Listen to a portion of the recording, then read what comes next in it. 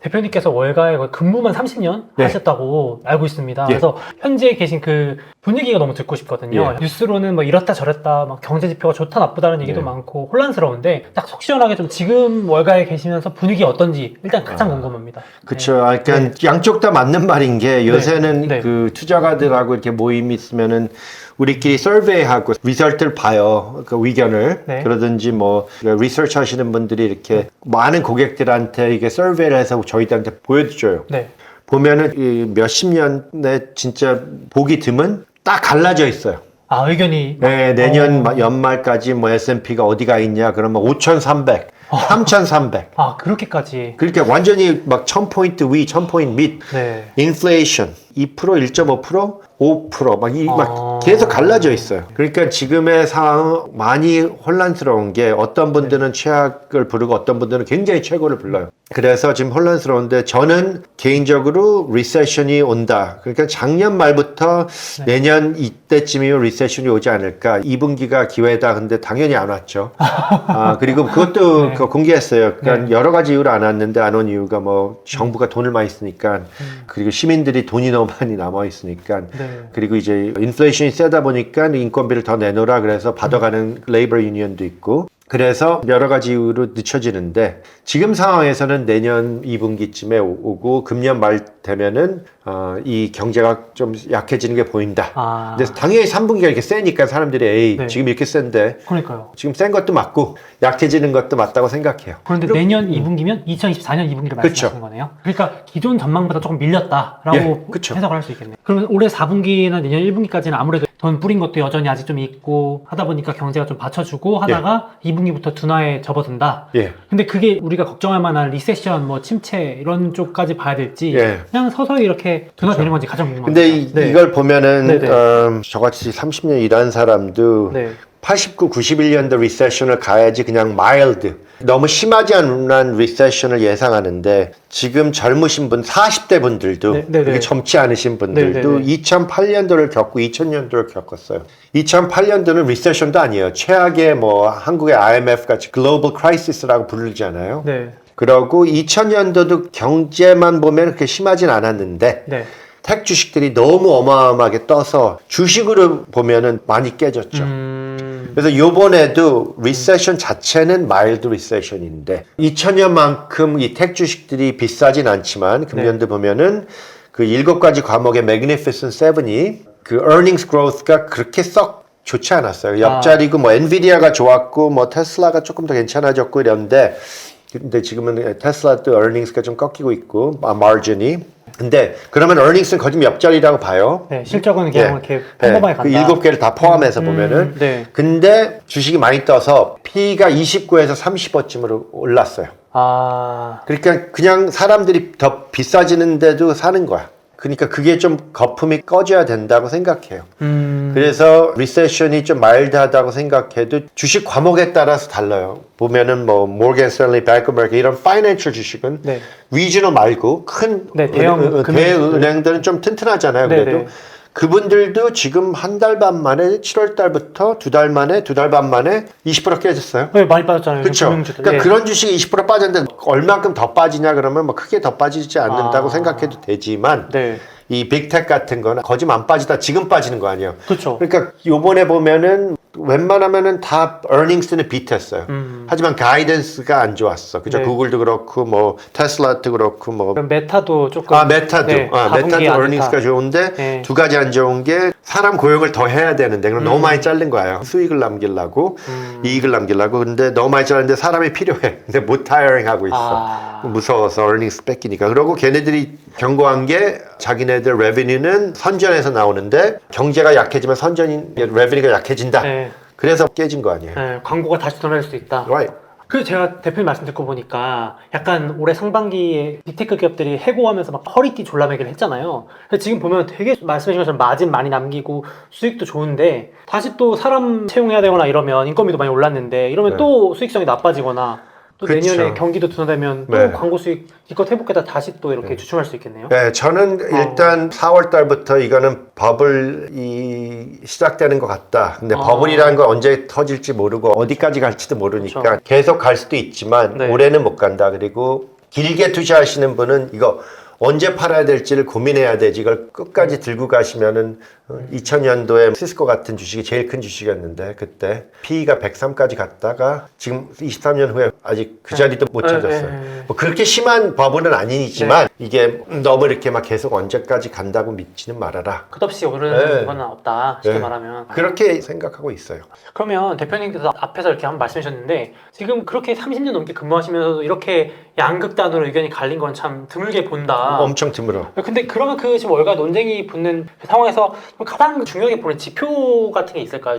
지금의 제일 큰 문제는 인플레이션이죠. 그렇죠? 여전히 인플레이션인가요? 한 1년 전부터 인플레이션이 제일 중요하다 그랬는데 저는.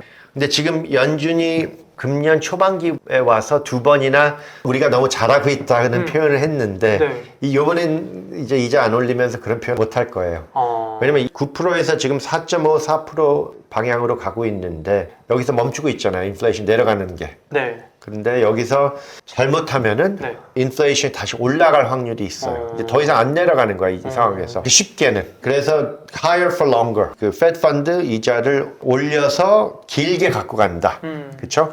그것도 그거고 이제 불경기 예상이 줄어드니까 이 10년에서 30년 정부 채권도 이제 올라가는 거 아니에요. 금리가? 그렇죠, 금리가. 왜냐면 리세션이 당장 안 올 거면은 flattening out 되는 거 아니에요. flattening 이렇게. 인버션이 지금 2년에서 10년이 180까지 네게티브였잖아요. 장단금리 차가 역전됐었는데 이제 지금 거짐 20bp 남았어요. 이제 20bp만 올라가면 10년이 flat, 판판해지는 거예요. 그래서 굿락 채권 버안킹이라는 사람이 그러잖아. 이게 마지막에 체크리스트라고 자기한테는. 근데 보통 역사상 보면은 연준이 경제가 둔화되는 게 보일 때 이자를 내려요. 그러면서 플래닝 되면서 리세션이 생겨요. 보통 그렇죠. 연준이 좀 한 박자. 연준이 뭘 하면은 그게 한 12개월에서 18개월 늦게 효과가 나요. 약 먹을 것 같이. 약은 뭐 몇 시간이고 연준은 막 12개월, 18개월 후에 일어나는데 이걸 내리기 시작할 때 불경기가 생기는데 지금은 아예 연준이 이걸 잡고 있고 10년이 쫙 올라가면서 플래닝 돼서 이런 경우는 60년도에 있었어요. 68년도인가 90년도. 요새는 증권사 분들이 별의별 역사를 다 뜯어내요. 그러니까요.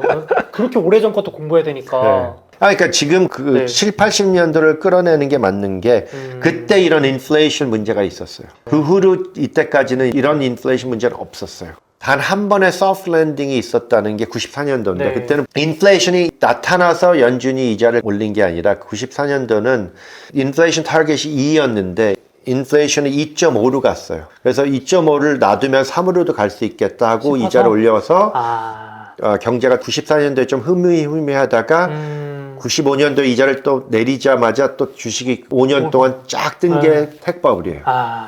그때는 지금 좀 다르네요. 막 그렇죠. 뭐 그때는 인플레이션이 문제가 예상돼서 걱정돼서 올린 거고 지금은 인플레이션이 너무 심할 때 올리는 거고. 그러면 아까 잠깐 말씀하셨지만 장단기 금리차 역전 요게 마지막에 이제 정상화되면서 침체에 보통 진입했다라는 역사적 그 신호들이 많았잖아요. 그래서 마지막 체크리스트라고도 이제 아까 하셨고 그 사람은 그렇게 말해요. 그 사람은 그렇게 말했는데 그러면은 대표님의 생각은 어떠신지 궁금합니다. 근데 역사상 그렇게 돼요. 그렇게 되는 이유가 연준이 이걸 내리면서 그렇게 되는 거지.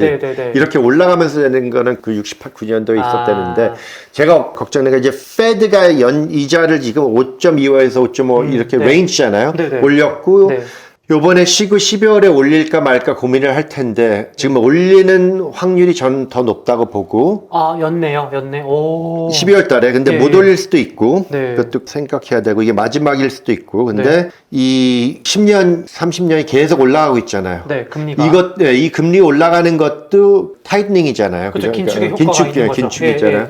이렇게 되면 어떤 분들은 이 상황에서는 7% 올리는 거랑 똑같다. 이미 그 정도 반영된 거다. 이렇게 그리고 QT도 하고 여러 가지 이유로 지금 긴축이 심한데 그러니까 금년 와서 왜 그 Magnificent Seven이나 뭐 주식이 올랐냐 하면 여러 가지 이유 AI 버블도 있지만 AI를 좋아해서 사람들이 뛰어들어간 것도 있지만 그 SVB 터지고 나서 연준이 liquidity 유동성을 확 풀었어요. 그렇죠. 사실상 돈 다시 푼 거죠. 그렇죠. 그리고 옐렌이 데트 리밋 때문에 그 트레셔리를 팔지를 못했어요.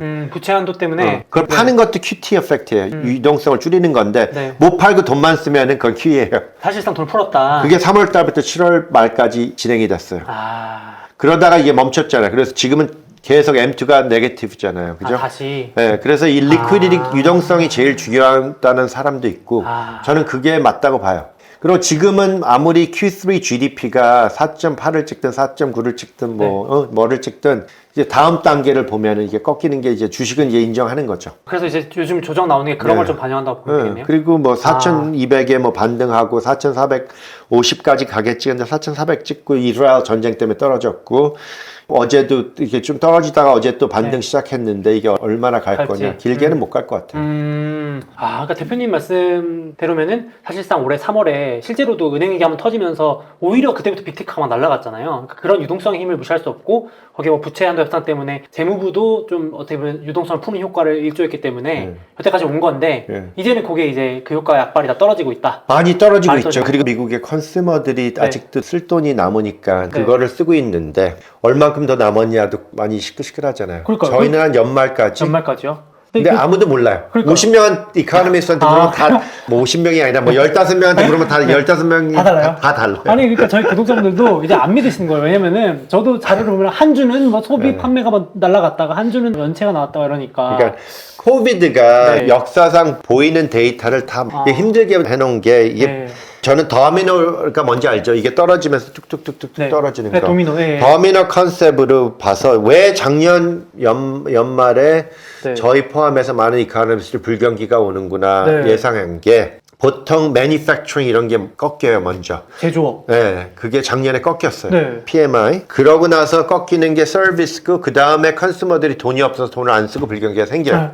이게 더미노 이펙트인데 그 매니팩처링이 꺾이더라도 컨슈머들이 돈이 너무 많으니까 계속 써대는 거야. 생각보다 돈이 많은 거야. 그러니까요. 그래서 계속 버텨갖고 이제는 아예 매니팩처링이 인벤토리가 너무 낮아서 이제는 다시 되살고 있어. 그래서 저도 그 사이클에 따르면 PMI 제조업 지수가 떨어지면서 거의 침체 수준이라고 봐도 이상할 게 없으니까 떨어졌는데 이제 서비스만 내려오면 이제 진짜 침체다라고 얘기하고 있었는데 요 최근에 나온 건 제조업이 반등하고 있잖아요. 근데 이 서비스가 너무 튼튼하게 더미네가 뚝 떨어지면 이게 떨어지지 않는데 이게 버티는 거야. 그러다 보니까 이게 다시 되살아. 그래서 이제 혹자는 이제 노랜딩이라는 용어까지 나오고 하는 거잖아요. 그렇죠. 근데 그 노랜딩을 텀을 지어낸 사람이 지금은 리세션을 부르고 있어요. 그래요? 그게 더 재밌어. 오호. 옛날 도이치뱅크 이러다 지금은 아폴로가 있는 사람인데 데이니쉬 이코노미스트. 그 사람이 노랜딩이란 거를 프레이즈를 만들었어요. 한 3월인가 2월에. 그 사람 리세션 얘기하고 있어요. 요즘 또 리세션 바꿨군요. 그런데 제가 궁금한 거는 결국은 대표님도 경기 내년 좀 둔화되고 소비자들 소비 떨어지면은 리세션이나 어떤 둔화가 된다고 보셨는데 이런 고금리가 유지되면서 돈은 떨어지면 소위 말하는 저희가 걱정할 만한 그런 충격이나 이런 위기가 수면 위로 올라오거나 할 가능성을 좀 그러니까 저는 이런 말도 해요. 작년 말에 2023년은 Year of Liquidity. 유동성의 해다. 유동성의 위험이 제일 무서울 거다. 갑자기 돈이 말라. 근데 한국도 솔직히 작년 11월에 그렇게 하다가 조금 좋아졌어요. 돈이 막 풀려서. 그래서 그 급이가 아직은 다 없어지진 않았어. 아예 없어진 게 아니라 지금 붙잡고 있어. 미국 정부도 어느 정도 붙잡고 있고 한국 정부도 붙잡고 있는데 이게 아직도 좀 지켜봐야 돼요. 그래서 그런 말 있잖아요. 토끼 따라서 토끼 구멍에 내려가면 어디로 나올지 모른다. 그러니까 아무리 마일드 리세션을 예상해도 뭐가 깨지고 어떻게 심하게 깨진 그걸 걱정하는 거죠. 웬만하면 마일드하게 보이는데 터지기 전까지는 항상 그런 거죠. 터지면 얼마나 심하게 터질지 모른다는 거죠 사실. 근데 그 말씀하신 것처럼 아직 붙잡고 있다고 하셨는데 정부들이 각국에 사실 또 내년에 또 중요한 미국의 대선이 있잖아요. 대선이 있으면 돈을 또 서로 막 풀려고 할 텐데. 그러니까 지금 그 Inflation Reduction Act 첫 번째 달러를 7월 달에 처음 썼대죠. 그러니까 돈이 아직도 많아요. 컨슈머들은 말라고 있는데 그 회사들은 계속 정부의 피스컬이 계속 그쪽 AI 쪽 수입되니까 그 AI 뭐 하여튼 그 테크놀로지 쪽은 정부가 쓸 돈이 남아 있는데 그래서 지금 이게 재밌는 거 아니에요. 지금 파워 스피커가 바뀌었잖아요. 허원 의장이 바뀌었습니다. 그래서 이스라엘한테 뭐 emergency 뭐 그 돈을 빌려줘서 무기 샀는데 그래서 그 돈을 어디서 빼가냐? 인플레이션 리덕션에서 빼서 줘라. 하원 의장이 그렇게 주장하는 거예요? 이 싸움이 이제 시작되기 거예요. 근데 이미 끝난 얘기 아닌 거예요. 그러니까 IRA법에 들어간 예산을 그러니까 그걸 빼서 거기서 주라는 거 아니야. 거기 주고 싶은 그 돈 써라. 우리는 더 이상 늘려줄 수 없다. 그렇죠. 왜냐하면 지금 채권이 올라가는 이유가 soft landing이지만 bond vigilante. 채권 자경단. 미국 정부가 80년도에 이랬어요. 너무 돈을 막 써대니까 투자가들이 이자 더 내놔. 아무리 정부 채권이지만 위험해. 안 망할 건 알지만 그래도 이자 더 안 주면 나 안 사. 이렇게 좀 협박 아닌 협박을 하는 거죠. 그러니까 제가 채권을 좋아하는데 네. 그게 제일 저한테는 최악이라고 또 공개했어요. 이어서 채권도 말씀하셨지만 사실 제가 대표님 인터뷰 하신 것도 챙겨보고 있는데 네. 사실 채권에 좀 그래도 긍정적인 뷰를 보여주신 걸로 제가 기억을 하고 있거든요. 그쵸. 제가 네. 주식을 막 사고팔고 한 게 2022년도고 작년 9월부터 한 4,250부터 아예 어떻게 표현을 할까 생각하다가 그냥 제 개인 포트폴리오를 통해서 공개를 했는데 60, 40을 그냥 40, 40, 20으로 주식 40, 그냥 주식을 떼갖고 현찰을 20%를 갖고 간 거죠. 그게 작년 9월 중순 말일 거예요. 4,250대. 네, 주식 40, 채권 40, 현금 20으로. 버스적으로 본 것도 있고 솔직히 어제 누가 질문을 해서 그걸 생각해 봤더니 솔직히 2021년도에 김현석 씨 책 같이 쓴 분이 종종 와서 기사 써줬는데 그때 비디오 들고 와서 유튜브하고 막 그랬을 때만 해도 제가 집에서 있었어요. 미국은 아직 코비드 문제 때문에 여행도 못 다니고 출장도 못 다니고 한국도 못 오고 사람들도 못 만나고 맨날 앉아서 집에서 주식하고 막 브로커들하고 대화하고 막 이래서 트레이딩을 좀 액티브한 부분이 그 영향도 있어요. 그것도 원인이었고 불경기가 뭐 종간 올 건데 뭐 굳이 막 주식 갖고 이러기 싫다. 근데 일단 불경기가 예상보다 더 늦게 온 거는 맞아요. 하지만 안 올 수는 없다. 네. 그래서 이렇게 말씀드려요. 미국은 7년에서 10년에 한 번씩 불경기가 오고 불경기 오면은 망할 회사 망하고 새로운 회사들이 더 커서 택도 2000년도에 택이 2020년, 22년 지금 택이랑 다 달라요. 굳이 애플, 마이크로소프트 빼고는 거진 다 새로운 회사들이고 애플, 마이크로소프트 그때는 탑 15 막 들지도 않았어요. 마이크로소프트 좀 망가졌고 애플도 심하게 망가져서 스티브 잡스가 다시 바꾼 게 애플이잖아요. 그죠? 그래서 미국은 그런 나라예요. 한국은 뭐 40년 동안 똑같은 대기업이 똑같은 자리에서 자리를 지키고 있는데 미국은 그런 나라가 아니고 그렇죠? 이런 의미에서 미국은 불경기는 꼭 그러니까 아예 와줘야지. 겨울이 되고 봄이 돼야지 꽃이 다시 피고 이런 의미로 사계절이 포함되는 거예요. 이해했습니다. 근데 이거를 막으면 안 돼요. 그러니까 피스컬을 언제 정부가 쓰냐. 경제가 망가졌을 때 사람들이 다 겁먹어서 아무것도 안 할 때 정부가 그때 돈을 넣어갖고 다시 발동을 거는 거야. 엔진의 발동이 꺼졌을 때. 도와주는 거죠. 그쵸. 사실 이론적으로 생각하면 그게 맞는 거고요. 때까지 그래왔는데. 미국은. 근데 요즘 분위기를 보면 약간 이제 의구심이 드는 게 자꾸 막으니까 약간 생태계를 파괴하는 느낌이 좀 들어서 의구심이 생기는데 그렇게 계속 갈 수는 없다라고 보시는 거죠? 네. 폴리티션들이 그러는데 한국도 여기서 면하지 못해요.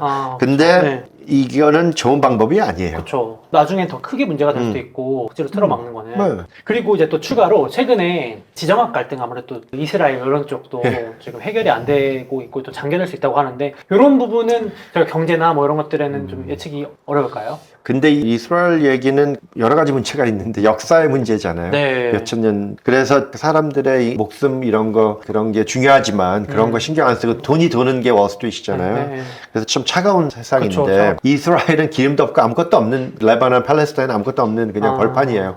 그 벌판 땅 갖고 뭐 몇천 년의 역사 때문에 싸우는데 종교랑 근데 뭐 이렇게 유크레인은 그래도 위트도 나오고 뭐 여러 가지 뭐 러시아는 가스도 나오고 이런 게 중요하지만 이스라엘은 별로 그런 의미에선 중요한 게 없지만 전 세계를 끌고 들어올 수 있는 거 아니에요. 미국은 이스라엘 편 들면은 지금 이란이 협박하잖아요. 이렇게 미국 믿고 계속 진행하면은 우리가 안 낄 수 없다. 이렇게 되면 더 큰 일이 생기는 거죠. 그런 관점에서 봐야겠네요. 자꾸 뭐 이스라엘이 기름하고 상관없다 이렇게 볼 게 아니고 전 세계 나라들이 참전할 수 있기 때문에. 역사상 보면은 그러네요. 릴리전 때문에 목숨까지 막 바치고 그러는 상황. 그러니까 이게 조금 가능성이 없진 않다고요. 가능성이 없진 않다. 또 눈여겨봐야겠네요. 그리고 제가 이번에 또 대표님 책 나왔잖아요. 월가의 투자라고. 제가 이걸 또 재밌게 읽었는데 보니까 그런 부분이 있더라고요. 그 월가는 어떻게 투자를 결정할까? 소위 말하는 빅샷들, 각 분야의 구루들이라고도 할까요? 그런 분들이 의견을 낼 때도 있고 보고서를 낼 때도 있는데 그게 이렇게 양극단으로 갈리니까 어느 정도 이걸 믿어야 될지. 예를 들면은 최근에도 JP모건의 뭐 회장은 내년에 큰일 날 거다라고 막 겁을 주기도 하는데 또 유명한 다른 분은 내년에 괜찮을 거다 이렇게 하면은 어느 정도까지 이 말을 믿어야 되고. 빅샷들이 그러니까 저도 조아킴 밀러가 이런 말 했다, 뭐 다이아몬드가 저런 말 했다. 그분들이 경험이 많고 뭐가 보이는 게 있으니까 무슨 말을 하면은 무슨 위치에서 그런 말을 했는지를 좀 파악을 해서 그거를 알아야지 그 말 자체를 그러니까 이런 말 하잖아요. 번역할 때, translate 할 때 뜻을 번역해야지. 그쵸. 그 사람의 말 단어 번역하면은 cultural 이게 안 맞아요. 안 맞죠. 그러니까 다이아몬드가 뭐 7% 준비하라 그럴 때 네. 진짜 나는 7% 간다는 것보다 네. 인플레이션이 안 꺾이니까 연준이 계속 올릴 가능성도 생각해 봐야 된다는 게 그 사람의 포인트고, 그 사람은 작년부터 애널리스트들이 메릴 린치랑 뱅크 오브 아메리카랑 JP 모건한테 너희들 현찰이 이렇게 많은데 이거 투자 안 하고 이렇게 현찰을 갖고 있으면 earnings에 안 좋지 않냐, drag 되지 않냐. 그때 뱅크 오브 아메리카는 알았어. 그러고서 10년을 많이 사서 물렸어요. 그 그래서 얘기도 물렸구나. earnings에 나왔어. 네. 그래서 꺼진 거죠. 네. JP 모건 다이아몬드는 무조건 싫어. 안 나는 사? 안 사. 6% 가. 버텼어요. 그래서 근데 6%까지 불렀다 지금 7% 부르는 이유는 네. 굳이 그 사람은 7% 예상을 하는지 안 하는지는 나는 몰라요. 네. 그 사람은 개인적으로 통하는 게 아니라니까. 하지만 그냥 더 갈 수 있다. 인플레이션이 아직은 꺾이는 게 안 보인다. 그리고 은행들이 리지널 아직 안 좋은 좀 망가지는데 지금 붙잡고 있다. 터질 수 있다. 그러니까 실제로 지역은행들 주가는 SVB 터졌을 때보다 지금 막 내려가는 주식들도 있는데 더 내려갔어요. 그리고 그 사람이 내가 그 저번에 어디서 공개했는데 네. 2월 말에 그때 우연스럽게 기억이 나는 게 네. 그 사람이랑 ed 하이맨이 경고를 하더라고. 두 사람이 따와서 다른 의미로. 그래서 내가 무슨 유튜브 할 때 그랬어요. 이 사람 둘이서 같이 나와서 무슨 경고를 하지? 그래서 SVB 터진 거야. 그러니까 그때 한 2주 전이니까 뭐가 이렇게 망가질까 말까가 보인 거야. 그러니까 경고를 했군요. 근데 요번에 경고는 그런 막 내일 당장 뭐가 보인다 보다 네, 아직도 더 안 좋을 것 같고 이제 인플레이션이 더 올라갈 수도 있고 경제는 더 깨질 수도 있다. 이거를 예상하는 거고 그 사람이 지금 보니까 나이도 있으시고 네. 이제 은퇴도 하셔야 네, 되니까 평생 주식을 딱 3번 산 거야. 자기 주식을 네, 살 때. 네, 네. 2000년도, 2008년도 코비드. 그러니까 굉장히 최악이니까 초점을 잘 찍는 사람이 있고 큰 그림을 네. 막 오늘 내일 투자하는 그쵸. 사람은 아니에요. 네. 근데 이제 뭐 많이 사고 이제 은퇴도 하시니까 어느 정도 지금 정리를 하는 이유가 뭐 은퇴도 준비하고 불경기 주식이 좀 한번 꺾일 게 보이니까 저는 그렇게 해석을 해요. 네, 그러니까 왜 그렇게 말을 하냐. 그런 걸 파악해야지 그냥 한 말을 헤드라인만 읽고 그러니까요. 이렇게 말했다. 뉴스 헤드라인만 딱 보고 그냥 그러면은 전달도 잘 안 될 수도 있고 그쵸. 왜곡될 수 있고. 네. 그리고 자기 의견을 만들어야지. 그쵸. 맨날 하는 게 투자는 자기의 책임이다. 대표님께서 월가에 오래 계셨으니까 가장 궁금해 현지 분위기상 주식시장은 조심해야 될 때라고 보시는지 뭐 맞죠. 지금은 조심할 게 아니다라고 보시는지 가장 궁금합니다. 예, 저는 마켓이 굉장히 반으로 갈라졌다고 네. 말씀드렸고 저는 그쪽에서 좀 리세션 방향으로 가 있고 근데 리세션이 이렇게 심하진 않겠지만 주식한테 힘들 것 같고 왜냐면 미국 주식 밸류에이션 너무 높아서 그래서 일본 주식도 recommend 했는데 4, 5월에 네. 지금은 일본 주식마저 그게 비슷비슷하게 조금 비싼 편이에요. 미국만큼은 아니지만 일본 주식이요? 네. 그리고 여러 가지 이유로 이제 일본을 좋아해 갖고 4월 달에 일본으로 많이 갔어요. 미국을 피하다 보니까. 근데 이제 일본마저 많이 떴잖아요. 일본은 아직도 18%막 이렇게 떠 있을 거예요. 올해 그죠? 수익률이 네, 제일 좋아요. 네. 그 환율이 약해졌지만 네, 그래서 네. 그거 혜택 받아서 그러고 뭐 한국은 또 많이 꺼졌고 네, 요즘 많이 빠집니다. 그러니까 전 세계 주식이 지금 꺼지는 방향이에요. 네. 그래서 이제 이것도 말씀드릴게요. 저는 주식이 좀 내려가는 방향이고 이렇게 막 쭉 일자로 내려가진 않으니까 네. 이럴 때는 반등 랠리 다시 회복하는데 4,200에서도 회복했고 그게 어디까지 갈 거냐 저희는 한 4,450 예상했어요. 한달 뭐 전에. 3주 전에. 그러다가 요번에 그 이스라엘 때문에 꺼지다가 네. 지금 떴는데 요번에도 제가 보기에는 그렇게 많이 못 갈 것 같아요. 반등의 힘이 네. 그렇게 강하지 않다. 네, 아마존도 하루도 못 버티고 맞아요. 다시 꺼졌잖아. 네. 그래서 아직은 지금 내려가는 방향인 것 같고 근데 연말에 이 크리스마스 랠리 컨셉은 아직은 무시를 못해요. 그 데이터가 약하게 나오면은 없을 거고 조금 세게 다시 나오고 이제 이게 불경기가 아무리 보이더라도 4분기도 좋을 것 같다. 그러면 반등 랠리가 가능해요. 그죠? 근데 참 증시가 웃긴 게 내년에 나쁘다 그래도 일단 올해 좋으면 올해는 가자 이렇게 또 하는 게 증시네요. 네, 왜냐면은 안 될 수도 있으니까. 모르니까 그건 내년에 생각해보면 되니까. 주식은 3개월, 6개월 앞길만 걱정하지 네. 1년 후의 일은 없을 수도 있고 바뀔 수도 있어요. 그렇죠. 그래서 또 너무 네. 자기 걸 걱정하고 있으면 네. 주식 투자 못 하겠네요. 네. 알겠습니다. 주식은 좀 그래요. 채권은 좀 안 그렇고. 그쵸. 리퀴디티가 높아서 그래요. 주식은 그냥 오늘 사서 내일 팔아도 되고. 되니까. 하이힐드 뭐 이런 대체 투자는 한 번 묶이면은 5년, 7년이에요. 네. 대체 투자는 데이팅이 아니에요. 결혼이에요.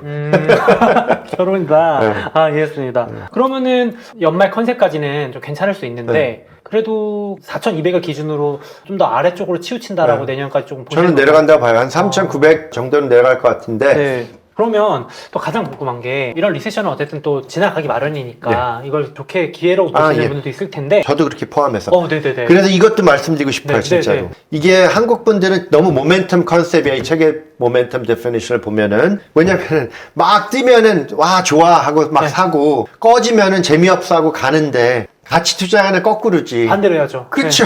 꺼지면은 기회다. 네, 그렇죠. 하고 얼마까지 꺼질 건지를 잘 짭짤하게 고르면은 제일 많은 돈을 벌 수 있고 모멘텀은 이렇게 쫙 서핑 같이 달려갈 때 쫙 들어가고 무릎에서 사서 뭐 어깨에서 파는 뭐 이런 말 있잖아요. 그런 식으로 사고 파는 걸 잘해야 되고 그럼 타이밍이 너무너무 좋아야 되고 가치 투자가들이 어떻게 보면 더 힘들고 어떻게 보면 조금 더 쉬워요. 그렇죠? 근데 길게 봐야 돼. 기회가 안 오면은 인내심. 참는 것도 투자다. 그 얘기도 했어요.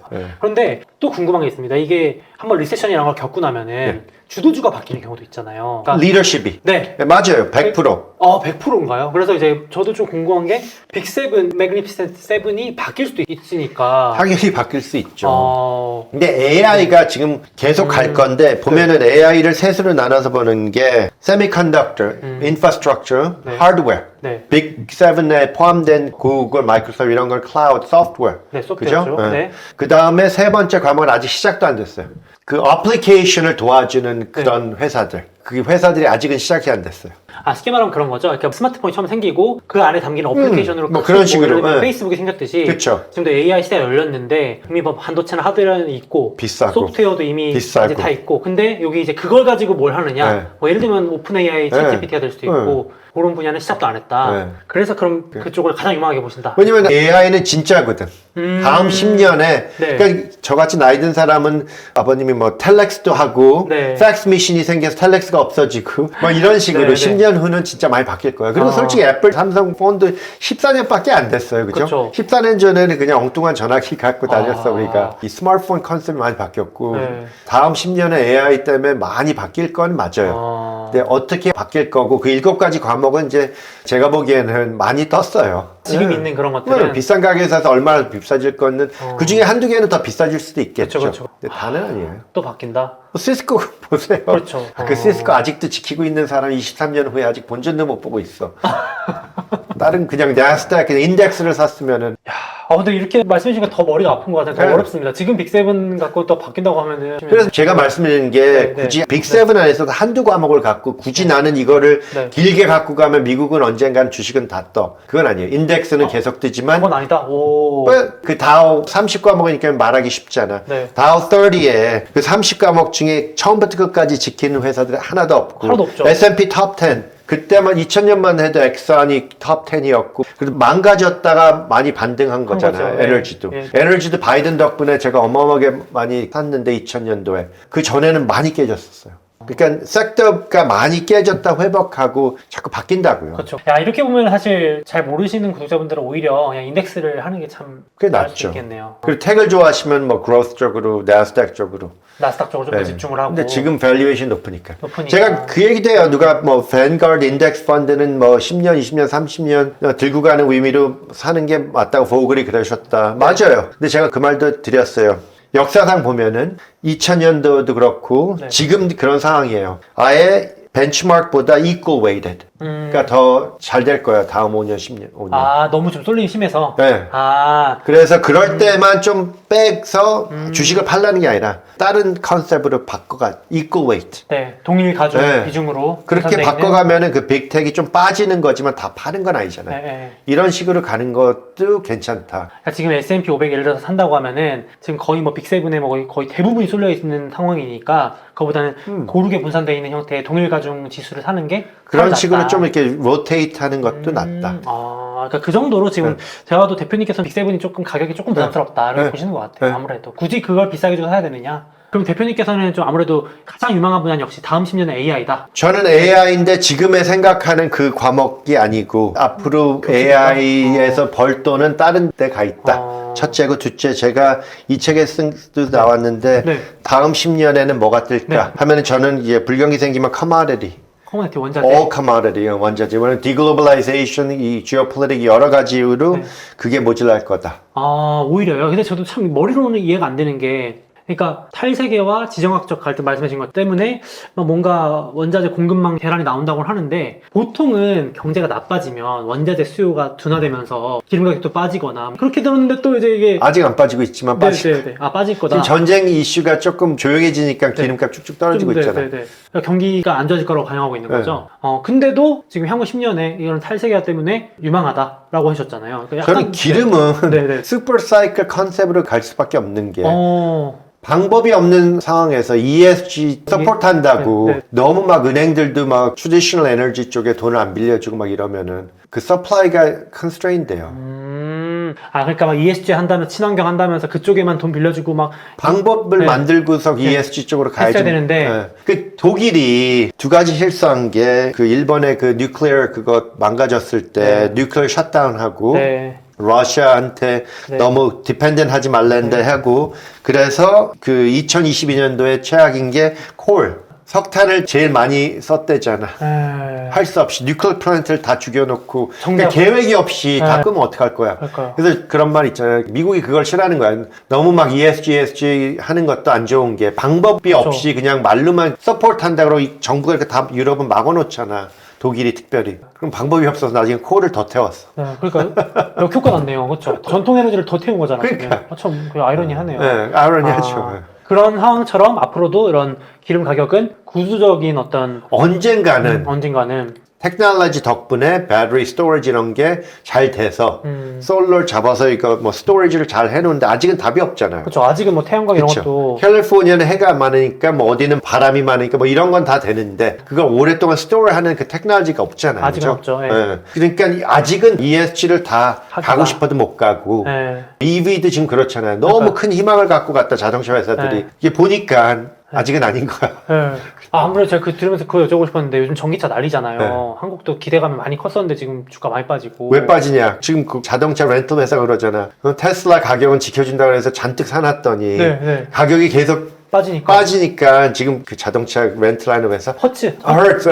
그래갖고 엄청 손해를 봤어. 그러면 한동안 안 살 거야. 내가 보기엔. 안 사주죠. 그래도 그 중고차 회사들이 테슬라 사준다고 해서 그 주가가 또 펌핑 받았던 것도 있었던 것 같은데. 그래서 아예 토요타 사장이 그 하이브리드를 너무 집중해서 밀려나가는데 요새 와서 막 자랑하잖아요. 자기가 맞았다. 봐라 이러면서. 근데 저도 그 얘기 하고 다녔어요. 미국은 하이브리드의 나라예요. 그 캘리포니아만 빼고. 그래요? 리차징 안 되고 차징 스테이션도 다 없고 캘리포니아는 구석구석마다 있는데 그리고 맨해튼 사는 사람들 어디다 갖다 파킹에다 고라지에다 넣는데 공간도 없는데. 그래서 하이브리드가 정확히 맞아. 미국은. 딱 맞군요. 네. 내가 그래서 일본 CEO한테 맨날 그래. 일본은 진짜 매력적이게 테크놀로지는 좋은데 왜 마케팅을 못해?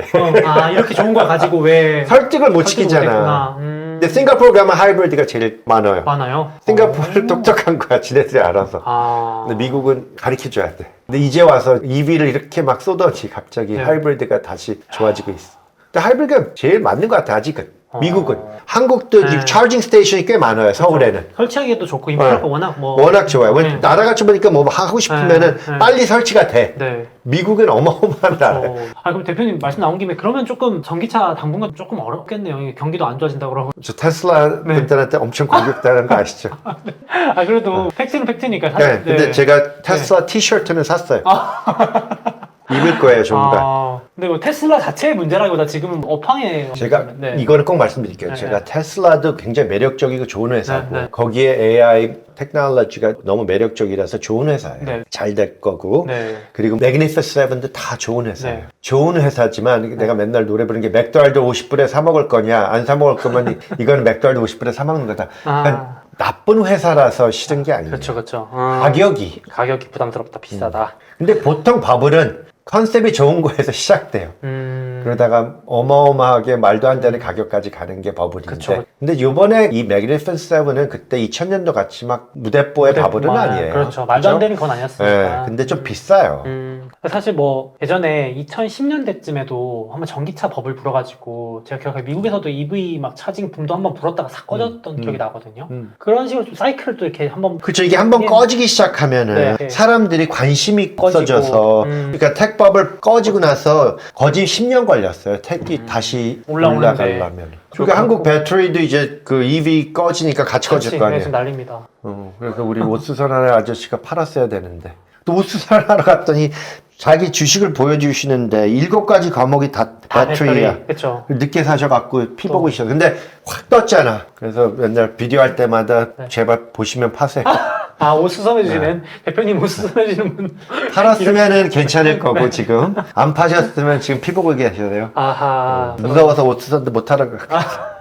그러니까 다이버시파이를 안 한다는 게 포인트예요. 그렇죠. 어떻게 7가지 과목을 다 그래. 그렇죠. 그 부분도 포인트죠. 보통 근데 사실 한 분야에 다 넣으신 것 같아요. 개인 투자자분들은. 이 책을 그래서 읽으세요. 네. 요즘에 빅7 정도는 잘 버티지만 나머지는 사실 지금 막 엄청 피바다라고 불러도 될 정도로. 네거티브예요. 네, 정말 많이 빠졌거든요. 제가 봐도 특히 뭐 배당주라고 불리는 컨셉의 그런 주식들도 뭐 유틸리티, 리츠. 유틸리티는 내가 한 2주 전인가 샀었어요. 3주 전에. 그때 막 깨졌잖아. 엄청 깨졌습니다. 네. 왜냐면 리츠랑 유틸리티 둘 다는 그 채권 이자에 굉장히 민감해요. 그렇죠. 왜냐면 인프라스트럭처가 필요해. 그리고 리츠는 리얼 에스테이트니까는. 네, 부동산이니까. 네, 그래서 그 두 가지 음악은 계속 깨졌는데 좀 샀어요. 왜 샀냐? 그냥 현찰로 산 게 아니라 에너지가 너무 비싸니까 에너지를 팔고 유틸리티를 샀고 네. 만약에 이 빅7이 깨지면은 돈이 그냥 다 현찰로 가지 않아요. 그렇죠. 인스티튜셔널 저 같은 사람은 주식을 사라고 돈을 줘서 만약 뭘 팔고 싶으면은 그걸 현찰로 다 들고 있으면은 안 되죠. 안 되죠. 그럼 돌아야 돼. 네. 그럼 그 돈이 어디로 돌을 것 같아요? 유틸리티 이런 쪽으로 돌죠. 그쪽으로 가야겠죠. 왜냐면 디비덴드가 높고 안전하니까. 그렇죠. 상대적으로 그 방어주라고 대신 뭘 많이 만들어야 되니까 돈 빌리는 이자에 되게 민감해요. 민감하구나. 그래서 거의 뭐 좋은 기회일 수도 있어요. 그래요. 본 프록시 주식이잖아요. 네, 본 프락시. 채권 프락시. 채권 대체 주식이다. 리트 말고 유틸리티. 리츠는 조금 또 다른 근데 리트는 미국 리트는 그 리테일 뭐 이런 계통이 많을 거예요. 네. 근데 리테일은 지금 인터넷 쇼핑 뭐 이런 것 때문에 10년 넘게 계속 깨지고 있어요. 오피스는 지금 깨진 지 한 1, 2년, 3년 됐죠. 됐지만 네. 이 코비드 때문에 근데 리테일은 옛날부터 깨져서 아예 기회가 될 수 있는데 그것도 아무거나 사면 안 돼요. 그렇죠? 왜냐면 지금은 내가 보기에는 그 럭셔리 쇼핑 이런 거는 아직도 사람들이 가서 오프라인으로. 입어보고 네. 반지도 껴보고 그렇죠. 해보고 해야죠. 뭐 10,000불, 20,000불짜리 반지 사는데 인터넷에서 그렇죠. 아직까지는. 럭셔리 쇼핑은 아직도 뭐 이런 의미로 아직도 리테일은 여러 가지로 지금이 기회일 수도 있다. 많이 빠졌으니까. 유틸리티 포함해서. 네. 많이 깨진 주식은 지금부터 지켜보기 시작하면 된다고 생각해요. 그래서 지금 도망가는 사람들은 모멘텀 투자가 가치 투자가로 좀 바뀌었으면 좋겠어요. 누가 그러더라고 워런 버핏이 한국 와서 펀레이싱에 실패했대. 한국 사람의 식성에 안 맞는 거야. 빨리빨리 해. 뭐 60년 역사상 제일 성공한 투자가인데 한국 분들한테는 안 맞아. 워렌 와도 한국에선 돈 못 모은다. 모으려고 했는데 못 모았대요. 진짜로 그랬대요? 누가 어떻게 모았는지 모르지만 워런 버핏 그 사람이 직접 오지는 않았겠지. 그쵸, 누가 돈을 모아서 거기다 투자를 하고 싶었겠지. 그 미들맨이 돈을 못 모았대. 한국 사람들은 당장 빨리빨리 뭐가 나와야 되는데 막 그게 안 맞으니까 그랬구나. 그럼 비슷하게 채권 쪽도 조금 더 얘기 듣고 싶습니다. 이게 결국은 뭐 배당주도 비슷하지만 채권도 대표적으로 금리 하락한다고 본다면 금리 내려간다고 본다면 채권을 유익 있게 봐야 될 시점 아닌가 싶은데 이렇게 얘기했어요. 제가 미국의 다음 3년 5년은 인플레이션이 3% 밑으로는 예상하지 말아라. 3%만 다다. 2%를 미국이 타겟했잖아요. 몇십 년 동안. 근데 3%가 이제 앞으로는 디글로벌라이제이션 때문에 인건비가 비싸서 3% 밑으로는 예상도 하지 말아라. 근데 3%를 잡고 가면은 10년 채권 이자가 한 3.5에서 4.5 정도는 되지 않을까. 그래요. 근데 이런 상황에서 3.5, 4.5를 예상하고 10년을 생각했는데 지금은 막 5가 있잖아요. 네, 5가 그래서 5에서 6도 간다. 그러니까 막 6, 7 부르는 사람들은 인플레이션이 막 다시 최악의 상황으로 갈 거고 그러면서도 불경기가 안 온다고 생각하는데 뭐 그거는 저한테는 뭐 확률이 너무 적어요. 앞뒤가 좀 안 맞는 얘기죠. 그렇게 나한테는. 근데 뭐 이런저런 이상한 이유로 갈 수도 있어. 뭐 전쟁이 생겨서 기름값 올라가는데 그게 스태그플레이션이에요. 그게 주식한테도 채권한테도 모든 투자가들한테도 최악이에요. 최악이에요. 스태그플레이션이 일단 생기면 일단은 주식도 깨지고 채권도 깨지고 다 깨져요. 금이 좋아. 그것도 예상해야 되는데 그렇게 심하진 않을 것 같고 만약에 그런 방향으로 가더라도 금방 리세션이 생길 것 같아요. 그렇죠. 그러면 또 못 버티고 경기가 약하니까. 둔화되니까 네. 자연스럽게 금리가 장기 금리가 내려오면서 채권을 좀 반대로 내려오는데 많이 못 내려오는 게 걱정이죠. 저 같은 아. 사람은 3.5에서 3%까지도 예상을 하고 샀는데 스태그플레이션이 생기면 불경기 생기면서 이게 4 밑으로 겨우 내려올까 말까 되는 상황이 생길 수 있다고. 그럼 답답하겠네요. 좀. 엄청. 그럼 everybody가 지는 거죠. 진짜 금이랑 미국의 buy gun, butter and gold. 금이랑 버터랑 총 갖고 산에 가서 살으라고. 그 유명한 격언이 있나요? society를 포기하고 산에 가서 숨어 그 정도를 금 들고 숨어 있으라는 숨어 있어야 되는구나. 표현이야. 오, 야. 최악의 경우다 이거죠. 그러면 대표님께서 앞선 영상에서 2024년 정도 중반 정도, 2분기 정도 침체를 예상한다고 하셨는데 그러면은 그 전까지 부지런히 좀 장기 금리, 듀레이션이 긴 그 장기 금리를 비중을 늘리는 방향이 단기 채권보다는 좀 더 나을 수 있겠네요. 왜냐면 단기 채권은 이자가 다시 내려오면은 그렇죠. 재미없어지잖아요. 재미없어져. 네, 그래서 네, 내가 네. 그 얘기도 해요. 내가 IMF 때 한국에다 돈을 갖다 놨는데 주식도 사고 은행에든 돈을 넣어놨는데 그때 짧은 이자가 막 16%, 긴 게 23%더라고. 네. 근데 짧은 걸로 그냥 갔어. 내가 한국 상황을 잘 모르니까 길게 묵히기 싫었어. 근데 한국 분들이 부지런해서 IMF 금방 면하고 돈 다 갚고 금방 좋아졌잖아. 한 뭐 네, 1년 반 만에. 그러다 보니까 짧게 16% 갖고 가는 게 틀린 거야. 길게 23% 갖고 가는 게 맞은 거야. 한 1년 반 묶어놓으면 23%. 다시 금리가 확 내려가 버리니까 네. 위기가 끝나버려가지고. 네. 근데 포인트는 비슷한 얘기예요. 지금 너무 짧게 갖고 가는 거는 이자가 이제 내려오기 시작하면은 만약 불경기 생겨서 이자가 조금 내려오면은 뺏기는 거고 아예 10년, 20년, 30년 싫으시면은 한 5년 정도는 잡고 가는 게 낫지 않을까. 그런 식으로. 절충이네요. 좋습니다. 지금 3년부터 10년까지는 플랫이에요. 지금 2년에서 10년은 아직도 네게티브 한 20BT 있는데 3년부터 10년은 플랫. 이거 사나 저거 다. 어제 0.0000 뭐 이래. 그러니까 5년 지금 사도 한 5%? 5년 잡고 가면 너무 듀레이션이 길지 않고. 괜찮네요. 나는 듀레이션을 기대하고 사는 거니까. 네. 이해했습니다. 대표님 이제 또 이번에 그 월가의 투자 또 신간이 나왔습니다. 그래서 제가 읽어보니까 여기 한국경제 김현석 기자님하고 인터뷰한 내용을 문답 형식으로 적어주셨더라고요. 네. 혹시 또 마지막으로 어떤 분들이 읽으시면 이 책이 좀 특히 도움이 될까? 이런 거 한번 말씀해 주세요. 이거는 김현석 씨랑 제가 생각해서 어떤 분들을 위해서 쓰는 거냐. 네. 일반인들이 투자를 좀 하시는데 조금 더 경제의 흐름을 알면서 투자의 방식을 알면서 투자를 하시는 뭐 개미 투자가분들 그분들을 위해서 쓴 책입니다. 역시 월가에 30년 넘게 계시다 보니까 저 좀 답답했던 게 또 진짜로 그 월가 계신 분들은 어떤 외신을 진짜 보시는지 또 현지에서 어떤 투자의 대가를 진짜로 좋게 보시는지 뭐 이런 것들도 궁금했고 했는데 그런 것들이 아주 실전적으로 들어있더라고요. 이거는 김현석 씨가 책을 잘 써서 그래요. 기자니까 재밌게 잘 써서 그러세요. 그래서 구독자분들 한번 오늘 영상하고 같이 이 책도 읽어보시면 실전 투자하시는 데 도움이 많이 되지 않을까 싶습니다. 그럼 오늘 여기까지 하도록 하겠습니다. 감사합니다.